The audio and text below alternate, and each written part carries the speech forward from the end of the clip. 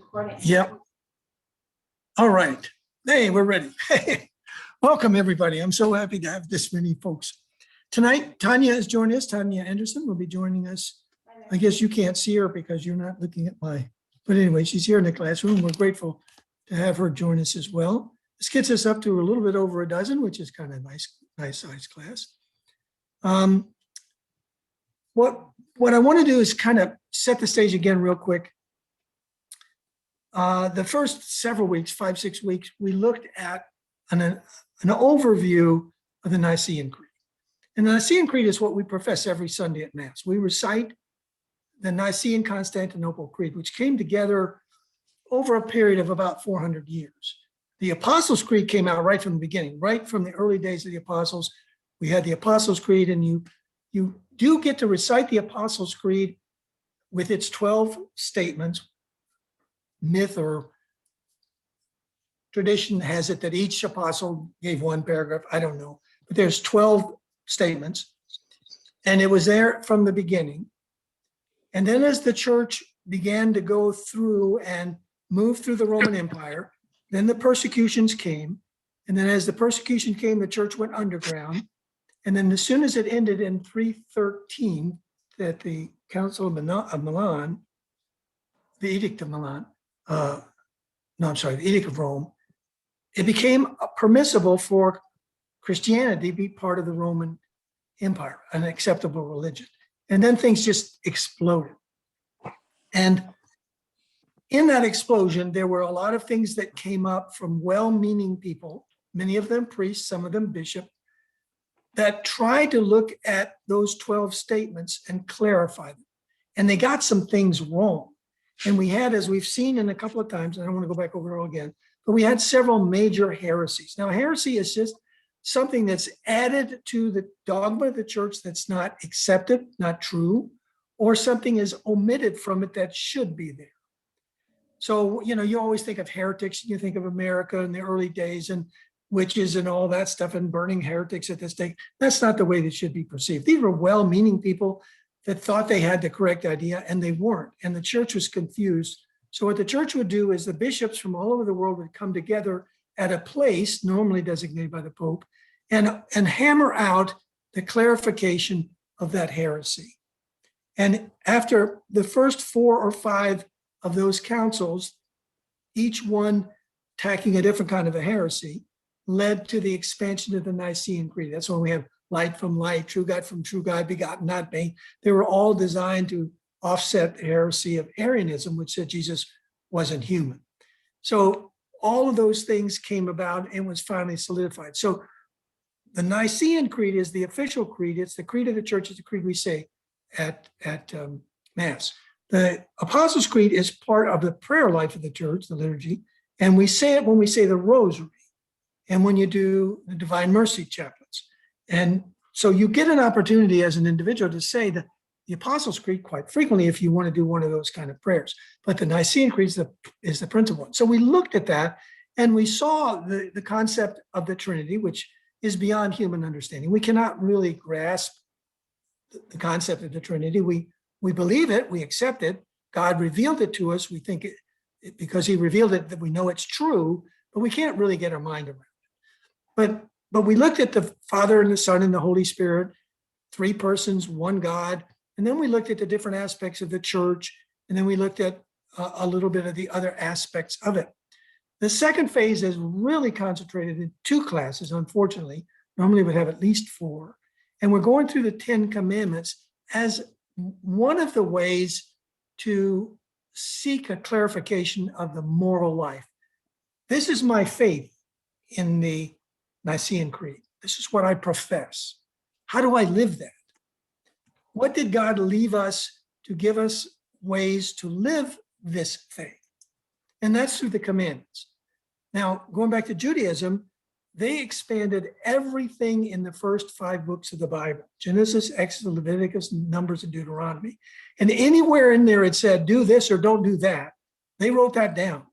So there's 613 commandments, edicts, regulations that the Jewish people were practicing at the time of Christ. That's why the Pharisees were driving people crazy, because they wanted to make them obey every one of these 613 rules. but they're all based on the Ten Commandments. And the Ten Commandments is the center of the law, but the whole first 5 books of the Bible were considered the law to the Jews. Christ came along in the Sermon on the Mount and gave us a clarification, if you will. He doesn't take each of the commandment and break it down. He took the commandments and said, they're still valid. I'm not changing the law, but I want you to try to focus on this way of living in accordance with God's guidance. So we got the 8 Beatitudes. And then in the Matthew's Gospel, chapter 5, we got all kinds of clarification. Some people say, thou shalt not kill. I say you shouldn't even curse somebody. You shouldn't even dislike your brother, And so he clarified it, made it a little clear. So we're now looking in these 2 weeks at the 10 Commandments in their structure. But more importantly, and with you all here, I can show you the breakdown further of the 10 Commandments can be seen, if you haven't seen these, in this document, which is what's over in the church, which helps you examine your conscience. And that's what we're looking at today. That's what we looked at last week. So when you're getting ready to go to confession, we'll talk about confession a lot. Starting next week, we're going to go into the sacraments, and we're going to spend almost all the way till August looking at each of the 7 sacraments. But one of the sacraments is confession. And in confession, you examine your conscience. And this is a guide that Father DeSalle put together. You can find it at almost any church, a similar version of this. And you can see that there's subsets of the commandment. You don't just examine. I remember when we were the directors of religious education and we had the second graders going for their first confession. They were really literal, they did I kill anybody in the last 2 weeks? I don't think so. It was, but we could easily go by the actual commandment and say, no, I didn't do that. But there's a lot of subcomponents to that you can do. 5th commandment is kill, but you said, have I physically harmed anyone? Have I had an abortion? Have I engaged in sinful acts that are against human life? Have I approved of euthanasia, which is the killing of the elderly? Do I hate anyone? Have I been quarrelsome? Have I insulted anyone? Have I unjustly or intentionally harassed or made fun of someone? Those all are subsets of the 5th commandment. So this is what we're sort of looking at in these 2 classes are the major commandments and their subsets in an overview so that you'll be comfortable using this document when you're getting ready to examine your conscience. You can take those home. You could review them each day. You can highlight those you think you're more likely to commit and those you would never. You can kind of skim over. But it's nice to examine your conscience each day before you go to bed. And thank God for all the blessings He's given you. Thank God for all the things you've done good. And then ask for forgiveness for the things that you come up short on. It's a beautiful, beautiful way to do it. So last week we looked at the 2 great commandments, and they were from Jesus. And ironically, you always think of Jesus giving this answer to the lawyer. What is the greatest commandment? Well, thou shalt love the Lord your God with your heart, soul, and mind. And second unto it is love your neighbor as you love yourself. Those are the 2 great commandments. You think, well, Jesus was really cool. That's a really cool statement. Thank goodness we're Christian. Well, it's right out of the Old Testament. Both of those statements are in Deuteronomy and Leviticus. So there's nothing new about that. That was part of the great Jewish understanding of what God wants. Love God and love your neighbor. Basically, if you do those 2 commandments, all the others fall into place. So then we looked at last week, the first commandment, which is thou shalt love the Lord your God with your heart, soul, and mind.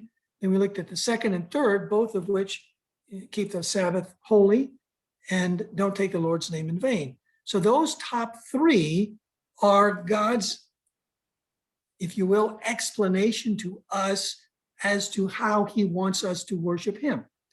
What do we do to be in honor and in league and in love with God, the Father, the Son, and the Holy Spirit? So do the top 3 for God. And then the others, 7, are for how we deal with each other. And it's really amazing. I've often said this.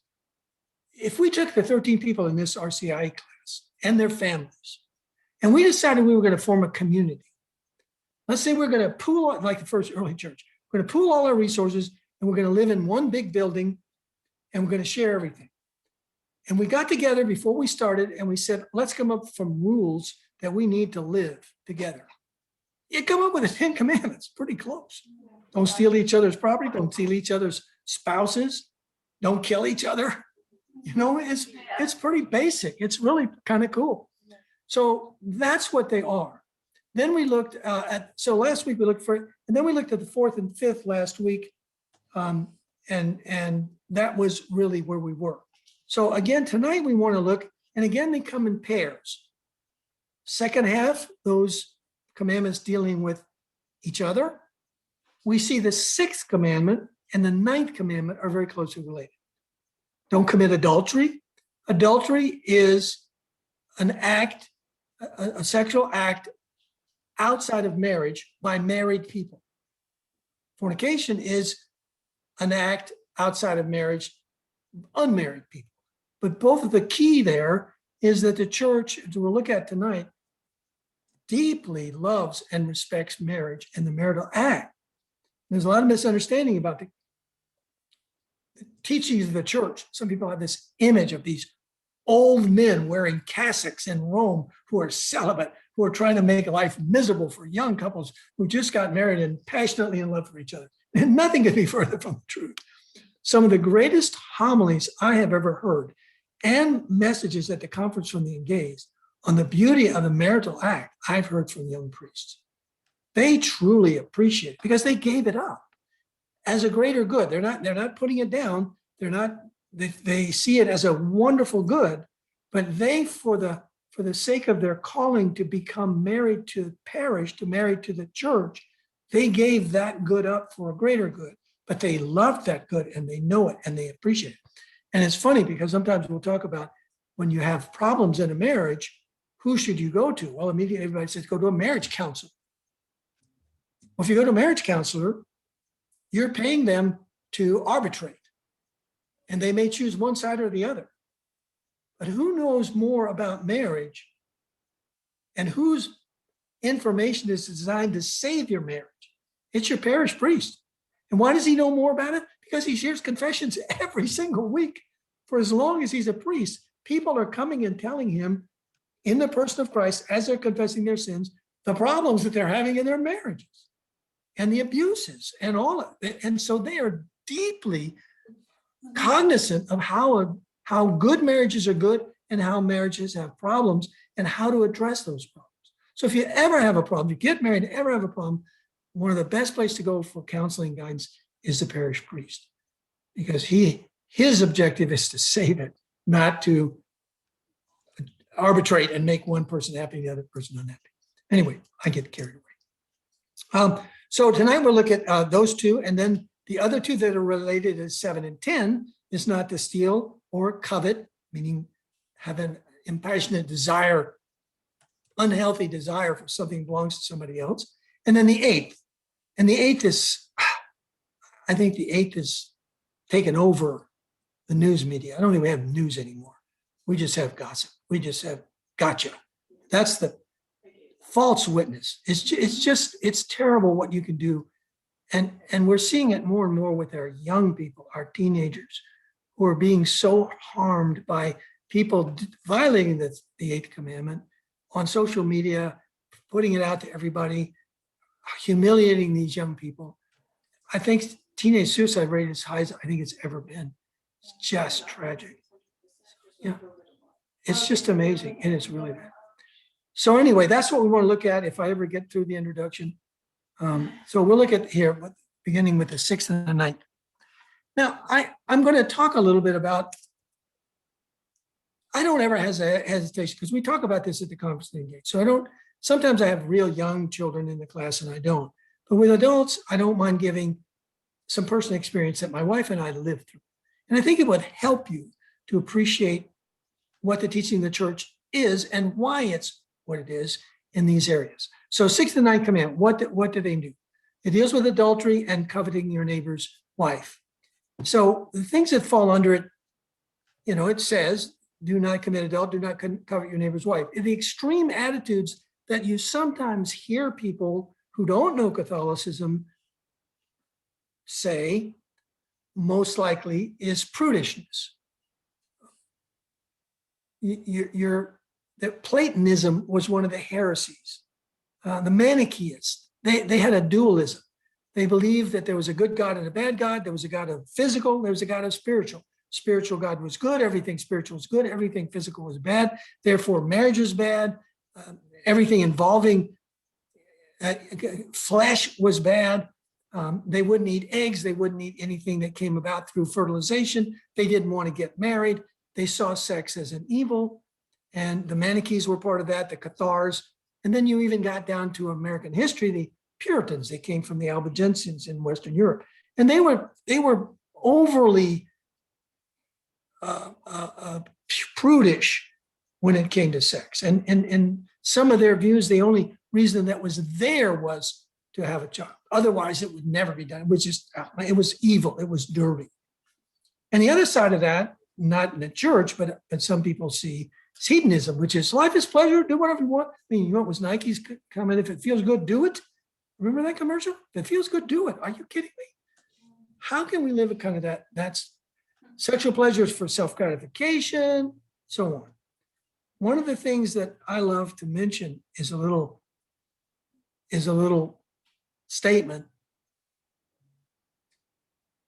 The world says, love things. Love your car. Love your money. Love your job. Use people.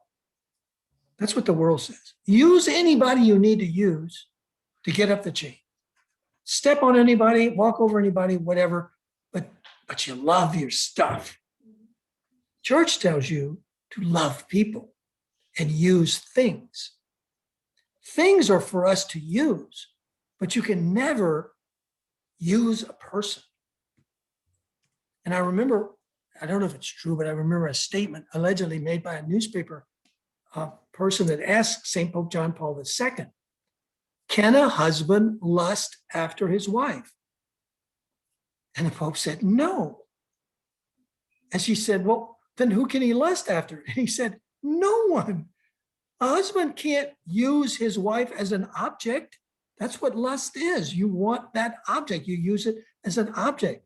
You love your spouse. You never use your spouse for lust. So that's whole idea of love people, use things.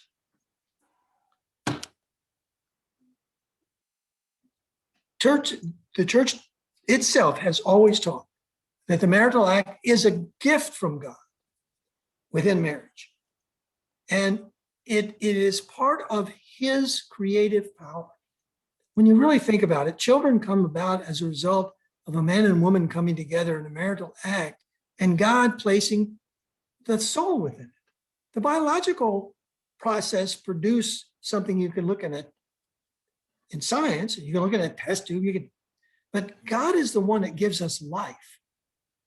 Every time a man and woman come together, it doesn't produce life. God is the one that actually puts the power of life, and we share in his ability to create that way. It's one of the greatest gifts, and the angels can't do that. Powerful as they are, they do not have this creative power. It only becomes sinful when it's not within marriage. That's adultery, fornication, and self-pleasure. Now, I want to take just a second. I don't want to go too far because I get so carried away with this stuff. This is the personal stuff that I want to share with you because it's really hard. Most people look at the church's teaching and they say, it's too hard. It's celibate men. They don't know. And this idea is all about birth control. And let me tell you real quickly what happened. Prior to 1935, no Christian church in the world allowed artificial birth control. It was prohibited. It was considered sinful. Many families had large families, and a lot of countries that are poor had a lot of family members because particularly if you're in agriculture, you needed farmhands. So families were large because there was a lot of work to be done, and that was just the normal thing. And now we started moving to cities, and we didn't need as many hands and so on. So we question about how do we regulate the size of the family? And in 1935, the English church at I forget however many year conference called the Lambeth Conference, they determined that a couple that had a special child, if they had one or more mentally defective, if you will, or we call them special children today, then in those days they did awful terms for them. But if you had more than one or had at least one, you were permitted to use artificial birth control to regulate that, to prevent having other special children. 1935. Once that was introduced, it just went almost overnight universally as an acceptable practice. Pretty soon there was no prohibition whatsoever. Birth control was completely and totally acceptable. And artificial birth control is just that. It prevents the unitive act. In 1968, the birth control pill was developed, and it was seen as a medicine. It was seen as a medical breakthrough for families. Just to give you a personal example, my wife had very irregular and very painful cycles. Her pediatrician, her doctor, who was her pediatrician and then doctor all the way up, she was a grown woman at this point. We were married at this point. I was in Vietnam at this point. We were not practicing birth control, but he put her on the dadgum pill to regulate her.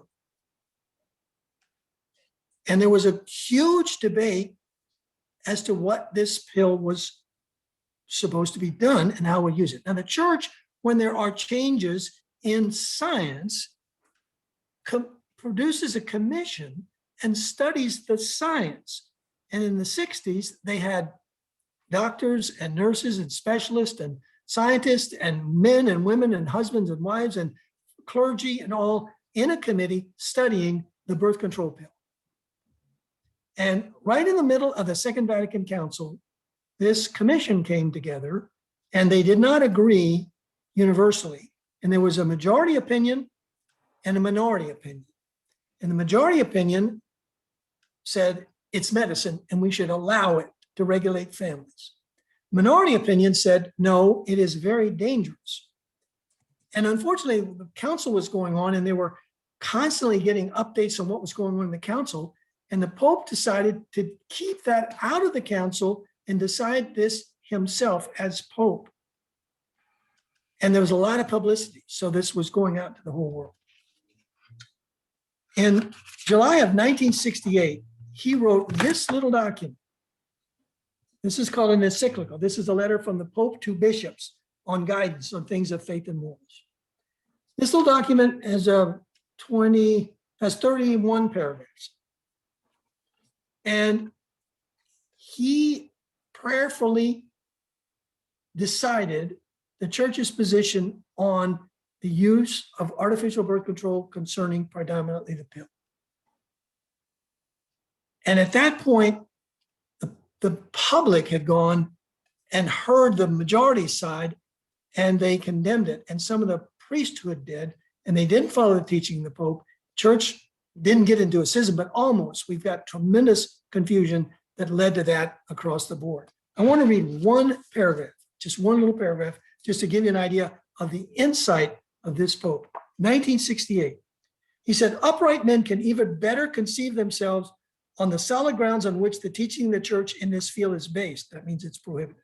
If they care to reflect upon the consequences of methods of artificial birth control, let them consider, first of all, how wide and easy a road would thus be opened up towards conjugal infidelity because of the pill, and the general lowering of morality. Not much experience is needed in order to know the human weakness and to understand that men, especially the young, who are so vulnerable on this point, have need of encouragement to be faithful to the moral law, so that they must not be offered some easy means of eluding its observance. It is also feared that a man growing used to the employment of anti-conceptive practices may finally lose respect for the woman and no longer caring for her physical and psychological equilibrium, may come to the point of considering her a mere instrument of selfish enjoyment and no longer his respected and beloved companion. 1968, he wrote that. It all came true. So that's the insight that the church had. And so then you said, well, what do you do? What do we do? I don't want to have, 14 children. Well, during the same period of time, unfortunately, it hadn't really come out. It had been practiced all over the world, particularly in Africa. There's a thing called natural family planning. But basically, natural family planning is simply measuring the woman's body in three or four ways. And it tells you exactly when she's fertile and when she's not. Now, the church doesn't expect you to have all the children you're biologically capable of. But the church doesn't want you to artificially remove that. They want you to abstain from those few days during the month that the woman is fertile if there's a legitimate reason not to have children. And it's perfectly acceptable. Now, you can't never have children, but it is a very successful. So what happened to us? Our third child, after 3 miscarriages, came transverse life, placenta previa, horizontal cesarean, told by a Catholic doctor, if you ever get, today they could solve this, but if you ever get pregnant again, you'll die, the baby will die, because the stitches are wrong way. Oh. So as you expand, she would rupture. So don't ever get pregnant again. What do we do? Well, we got some guidance and some counseling, and things were going around that, and we assumed that we'd have to use artificial means because we weren't going to take the damn pill. Because Beverly had been on the pill and it changed her. When I came back from Vietnam, we got off that pretty quick. That was not healthy. And a lot of people died on that pill. By the way, a quick story. There were women who died from taking the early doses of the pill. So they reduced the dosage.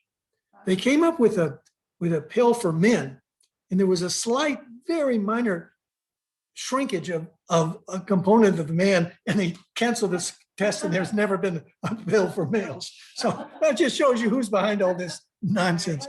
But anyway, this what happened. So we were trying to, and so when we moved here, a wonderful priest, I was telling about our situation, and he said, what you're doing is wrong. It's morally wrong. I was shocked.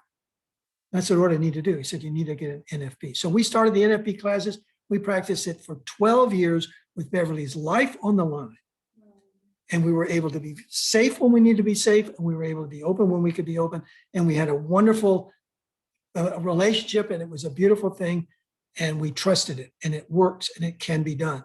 And it's not beyond it. So if anybody ever gets interested, take the classes. They're available, they're reasonable, and they teach you how to do it. And it's every bit effective as the pill, because even the pill is not 100% effective. So anyway, didn't mean to go too far on that, but I wanted you to know it's a good thing. All right, this also deals, the 6th and 9th deal with chastity and voluntary expression of sexual pleasure in marriage. And the sins against chastity can be in thought, word, or deed, and they can be serious, which means it could be a mortal sin if you consciously enact something in your mind that you may not do in person, but that action is sinful.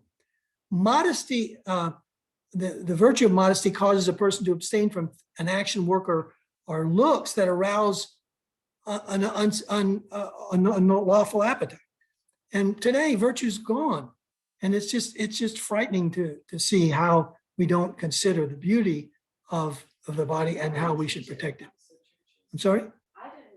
My church didn't really teach it. No, most churches don't teach any of this. No. And I remember the Anglican church was coming there. Some place in the Anglican church were considering premarital sex an unacceptable practice. I mean, Jesus made it pretty clear.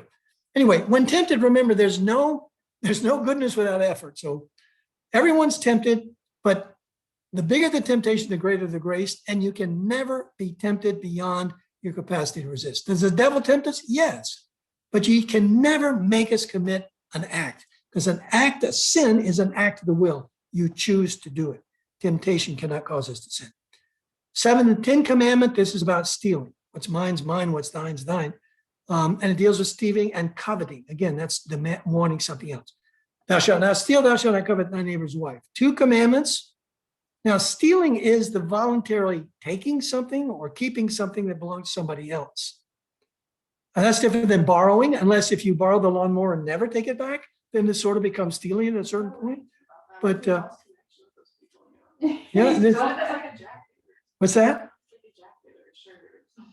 Do it. If you borrow the sweater and then Yeah. they just like disappear or Well- or like it just ends up staying in your closet. Yeah. Well, And if you purposely do it, it's a sin. If you accidentally do it and you forgot, you can always give it to the poor. And if you can't give it back to them, then you've unburdened yourself from it. But we'll get to that in just a second. Here's a classic example. One of the things is intellectual property. I mean, how easy is it to take a Microsoft Office CD that you buy for your laptop in the old days and put it on your wife's laptop or husband's?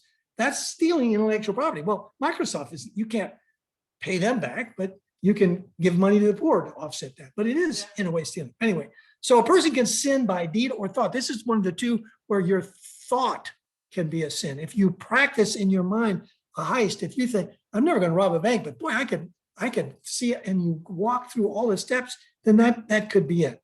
But a person can sin by wanting or planning to steal something. Theft is taking something by stealth. Robbery is taking something by violence. So if you hold a person at gunpoint and take something, that's robbery. Again, borrowing is different. Ways of breaking the commandment is, in addition to taking things, if you break a valid oath, if you give an oath to swear in front of God and you break it, that's a violation of the seventh commandment. If you incur debt that you know you can't pay and you go out and take it anyway, that's a violation of the seventh. If you damage someone else's property, cheating is a sin.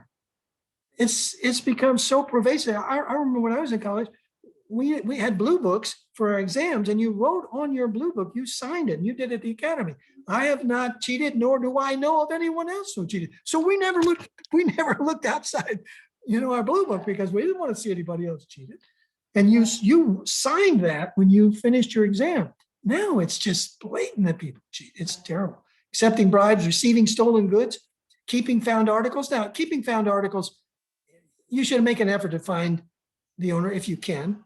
I remember a friend of ours he used to be part of the Rcia. He was a contractor, and he was out in California, and he loved to play golf. And one evening, late in the evening, he was playing golf, and it was almost dark, and he could barely see. And he was going up on the 18th green, and there was this wallet that you couldn't close it. There was so much cash in this wallet, and there was like 25 credit cards in there, and it was sitting there on the green. And he picked it up and he put it in his golf bag. He walked right into the golf shop, took it out, turned it in. He said, I could have kept that. And about 5 minutes later, this car came into the driveway, 90 miles an hour, slammed the brakes, skidded across the whole place. The guy jumped out. Guess what he was looking for? His wallet. But this guy said, it didn't even occur to me to keep it. I could have. I found it, but morally you wouldn't. Now, if you find money on the ground, obviously somebody drops some money, but that's not the same thing. We used to go and running all the time. Every once in a while you find somebody, but that's not the same thing. But receiving stolen goods, keeping articles, and that sort of thing, that's against this. So we also have to be sorry for our sin, but if you actually do steal stuff, you have to attempt to make restitution. And that's where if you can't find the person, then you can give it to charity or you can do something of that nature. You must try to assist the person who suffered the loss. And you also can't profit by doing something dishonest. So you can't, these prisoners, and they've committed all these things, they write books, that's dishonest. Again, a stolen article needs to be repaid with profit if possible. Here are the 7 deadly sins. They're in that little gray thing. I think I gave most of you this. This is probably the neatest thing. Did you ever get these? This is really the best little handout on Catholicism I've ever seen. It's the greatest cheat sheet I've ever seen. It's got everything in it. But in here, it does list the 7 deadly sins, and it lists the virtues. And that's what we'll look at real quick. So the 7 deadly sins, this is another way to examine your conscience. If you don't want to do the 10 commandments, you can say, well, since my last confession, have I done any of these things? Have I committed a sin of pride or anger?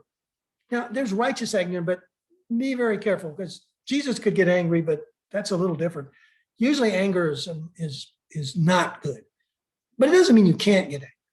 Covetousness, that's wanting somebody else's stuff. Lust, envy, gluttony, and sloth. And sloth is being lazy. Gluttony is not restricted to food. You can have too many, whatever article of clothing you have, whatever. Workaholic is gluttony. So you can overdo that. These are the opposite. These are the virtues that are opposite the seven vices, if you will. The theological virtues found in 1 Corinthians chapter 13, which a lot of people think is a wonderful passage to use at marriages. Oh, honey, won't this be beautiful? You know, love is kind and gentle. But there's 3 Greek words for love. Did you know that? There's actually 4 or 5. 3 major Greek words for love. There's eros, which is where erotic comes from. But eros is the passionate love of the husband and wife. Philia, which is brotherly love. Philadelphia. And then there's agape. And agape love is the love when you're willing to die for the other person. Now, I did have a man in my unit in Vietnam throw himself on a grenade, saved his friend. He got the Congressional Medal of Honor posthumously. His family did. But there's no doubt in my mind that he gave his life for his friend. He loved that guy, and I mean, not in a right sense, and he thought he might be killed, so he threw himself to save his friend. That's agape love. That's what Christ says. 1 Corinthians 13 in Greek is agape.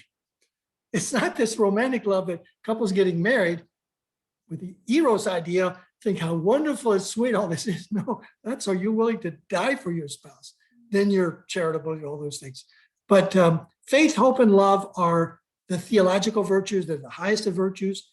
Cardinal means hinge, meaning all the other virtues that we have hinge off of the 4 moral virtues: prudence, justice, fortitude, and temperance. So those are the things you aspire to do.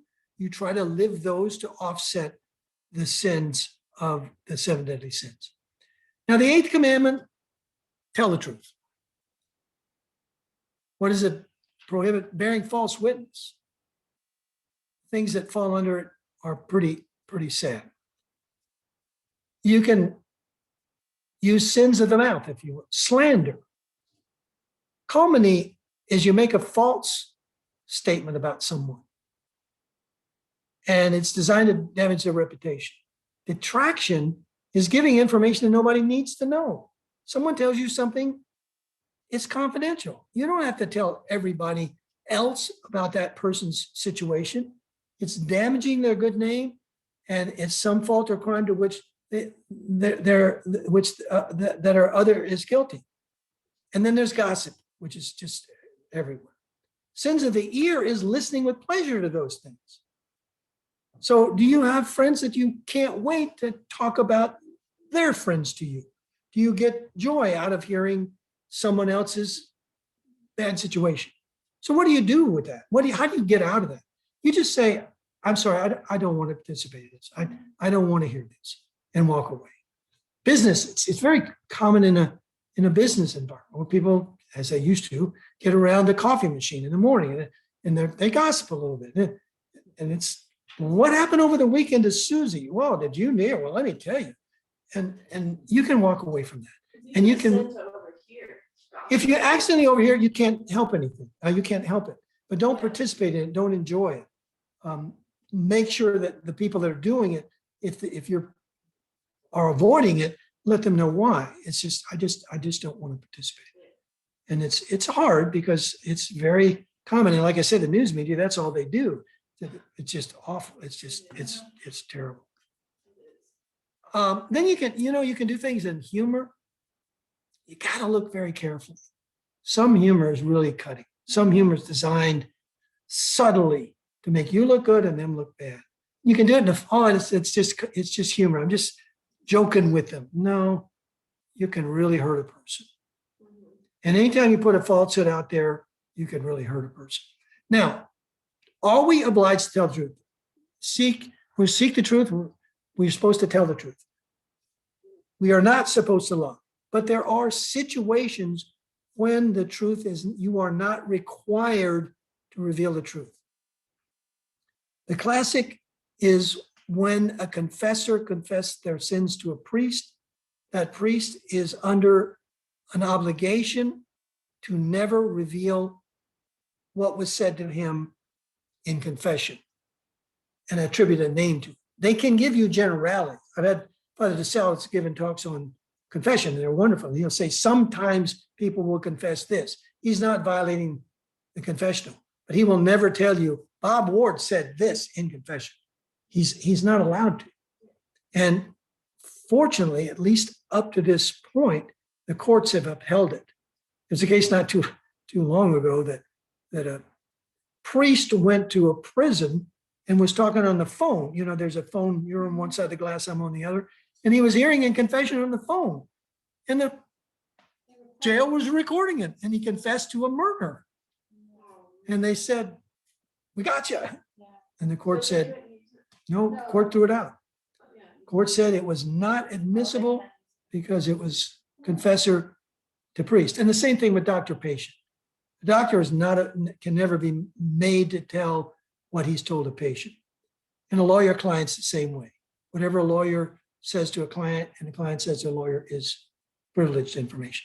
And the last one we put up there, because this is one that's happening a little bit more and more with both members of the family in the workforce. Sometimes when children are old enough, you should never leave a child at home alone if they're young, but a child old enough may be at home by themselves. And a guy calls up and says, can I speak to your mother? No, I'm sorry, she's at work along with my dad. I'm all by myself in this house. There's no reason for a child to put themselves in that position. So they're not required to say their mother's not there. Now, they can fudge around it, but you don't have to put a child in a dangerous situation just to always tell the truth. But you should avoid not telling the truth. It's important. Your word is your bond. I mean, it's really funny. People don't realize that. And you always see it in court cases. I always love these TV series of courts. Well, you admitted a lie. Is this next statement another lie? Or are you telling the truth in this statement when you didn't? Once you're a liar, you're a liar. Once you've been labeled, you're pretty much had. And yet people lie all the time. And the politicians lie, and the leaders lie. It's just frightening. It used to be that your word was your bond. And the thing that used to amuse me the most, why do you think we say in a court, I solemnly swear to tell the truth, the whole truth, and nothing but the truth, so help me God? Why do you think we did that in American jurisprudence? Because people believe that people had enough faith that they would not purposely tell God, who knows where you are and where you live, well, I'm really lying. You're my witness to this lie, God. I'm lying through my teeth, but I'll swear that I'm telling the truth. People wouldn't do that. It was too dangerous morally. So that became the symbol of honesty in the court. No one would ever be expected to lie after swearing an oath to tell the truth. Today, they ignore that completely. Means nothing. People don't have any sense of that. A testament that I am swearing that God is my witness that this is true, when I know God is my witness, it's not. And yet that's why it was so important. And yet we've lost this in morality. It's really, really sad. But we're doing the best we can. It's also sinful to reveal secrets that someone's given you. And there's a question. There's a thin line here in parenting. How far can you go in your child's room, on their email, on their social media? And I think it all has to do with age and your relationship with your parents. But parents don't really have the right, none of us have the right to listen in on in the old days, no one believed anyone would ever read anybody else's mail. So they didn't even classify stuff. They just wrote it and gave it to a courier, and the other guy would get it on the other end, and it was safe. Now emails, I mean, everything is attacked and read, and we don't have a right to other people's communication. And it requires you to make restitution if you really harm someone doing that. But a parent like going through your child's room, what would that be? Well, I mean, I guess it would be, how far do you have the right to watch what your children are doing in private, particularly when they reach a certain age where they're now trying to be responsible adults. And there is this, one of the things that I tried to say in child raising is that you should love with open arms, and they should be kind of curved. So the idea is that the child can come in when he or she needs it. but you're not doing this. If you lock your children in love, they are going to be wild. The wildest kids at Wake Forest College in the 1960s were preachers' kids. Because the preachers' kids were told, everything you do is a reflection on me, and I'm your pastor, and you got to be good, and you can't do it, and you can't single date, and you can't go out, and you can't drink a beer, or you can't, and they locked it in. And they were the wildest kids you've ever seen in your life. So if it's the same thing with this, it's that trust. My wife used to like to go in my son's room to clean it up. That was her objective. Finally, she recognized that made it worse. He couldn't find anything if she cleaned it up.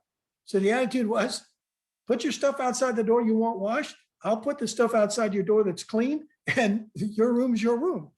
And when he was a teenager, but we didn't think he was going to, we didn't expect him that he was doing drugs. We didn't expect him doing, terrible things. He didn't have social media. He would listen to rock music, which drove me crazy. And we had to have and this is honest truth. We had an agreement when I came back from Vietnam with the anti-war movement that was very popular, and the anti-war music that was very popular with the kids. And he liked all those groups. And I said, it's simple.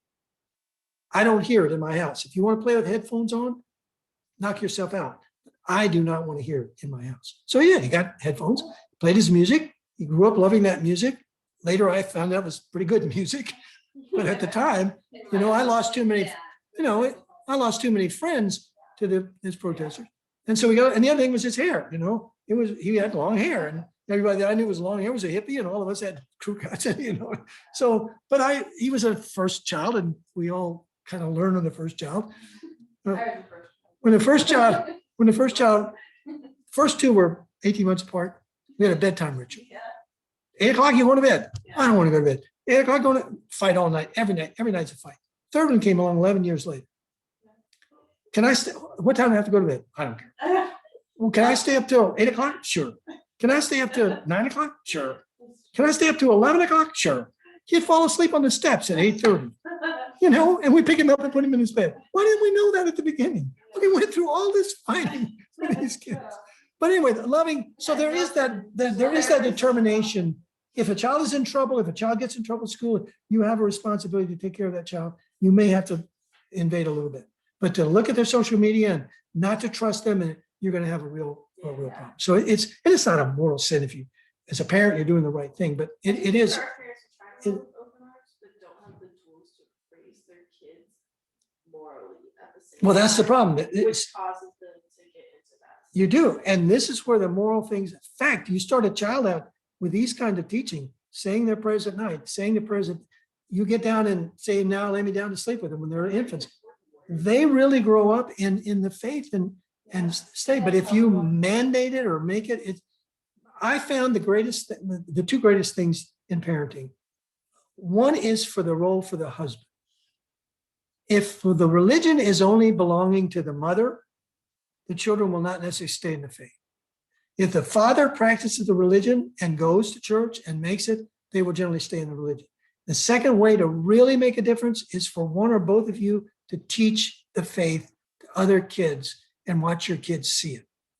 So we taught CCD all the way through their life, and each of our children came through when we finally got up into high school, we taught as a couple. And we were a couple teaching high school CCD, and our kids came through our class. It really had an impression, because if it was important to dad and mom, then it must be important. It's only only mom. Yeah. So it's all part of how you grew up and how you raise your kids. By the way, rearing children is OJT. You learn it on the job. No one can teach you how to be a parent. And you practice it. First ones have the hardest time. All right. The last segment, real quick, is in addition to the 10 commandments, the church has 5 rules called the commandments of the church. Basically, they're as follows: to go to Mass. And we've talked about this before. It's like, we have to go to Mass. It's a sin if I don't go to Mass. What organization would you go to and never go to any of their meetings?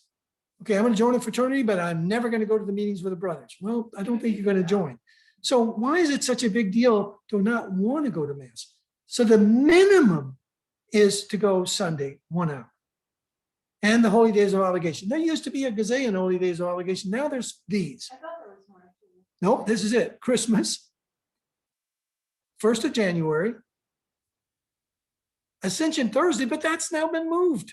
They've moved it to the nearest Sunday. So you don't even have that. I call it Ascension Thursday Sunday, Oh, but it's now on Sunday. The Assumption on the 15th of August, All Saints on the 1st of November, and the Immaculate Conception, 8th of December. Those are the only holy days of obligation. So that's one of the commandments. Second is to fast and abstain during Lent on Ash Wednesday and Good Friday. That means only eat the equivalent of one meal. You can have 3 small ones, but nothing more than a total of 1 meal. And you abstain from meat at every Friday during Lent, the 40 days of Lent. That's one of the fast and abstinence. Confess your sins at least once in the year. Receive communion at least once a year in the Eastertide. That goes from Ash Wednesday to Pentecost. And then contribute to the church. Doesn't tell you, we're not like some of the denominations. We're not demanding that you tithe. We're not getting, I knew a Methodist church, we used to have daily mass in a Methodist church. Pastor was wonderful. We loved it. He said, I get my tax records from all my parishioners and I find out what 10% of their income is. And I demand that they give that to the church or they can't be members. Now, we, the Catholic Church would never do that. But you do want to give something to support the church. And you also can do it by giving to other charities. So God doesn't need our money, but we need to give. We need to give it to show our love for him. yeah. He said, 90% of everything I have is I give it to you. Can't you give me a little bit back? 10% is a goal. It's not mandatory. So that's it. So when you're not doing those things, you're obviously falling out of grace. Yes, you do fall. So So that's what kind of confession, we'll talk about that in great detail of how the confession helps you get back into grace and what you do when you fall out. So again, this ends this quick review. Next week, we'll begin the study of the sacraments and we'll go through in great detail. So I hated to go this fast. I went off on a couple tangents, but I still got through in time with 1 minute to spare because I'm an infantry guy. So that's what we'll do. And so look forward to seeing you next week. In the name of the Father and of the Son and the Holy Spirit, amen. Hail Mary, full of grace, the Lord is with thee. Blessed art thou among women. Blessed the fruit of thy womb, Jesus. Holy Mary, Mother of God, pray for us sinners, now at the hour of our death. Amen. In the name of the Father and of the Son and the Holy Spirit. Amen. God bless you all and God bless everybody online. Thank you for coming. We'll see you next week. Thank you. Thank Any you. questions? Bye. Thank you. I don't know if anyone else, but so the Catholic Church is very strict on marriage. But what happens if like somebody was baptized Catholic at a young age and then fell out of their practice and got married outside the church, but the Catholic Church doesn't recognize that? It doesn't recognize it as a sacrament. Yeah, but Marriage is one of the 7 sacraments, and we'll look at each one and you'll see the condition that makes something a sacrament. mhm. But it can easily be rectified by having the marriage blessed if the person's in good standing in the church. Yeah, but if they're not, then you really You- would just be living in sin, right? I mean, that's You- what I've learned. You're living in sin. Normally, the marriage in sin issue comes up when a person marries and divorces and remarries without having the first marriage annulled. That's where usually the sin comes in. Being married outside the church, and you're staying married and you're faithful in your marriage, isn't as near a bad situation as someone who has 2 wives in the eyes of the church or 2 husbands. But we'll talk about it when we get into marriage. We'll get into those specific aspects of it. There's a lot of details. Yeah. Well, because I talked to Father to tell us a little bit about it. Yes. They're like, you guys need to live in separate houses until you're married in the church. I mean, he's talking about a couple that's married, That's married like by the state, for instance. right? But they were One's Catholic, the other's baptized. So they're both baptized. right. But since you didn't get married by the Catholic Church. Then it's not a sacramental marriage. Yeah, and so then you're living in sin if you're being intimate with your husband or wife in that marriage.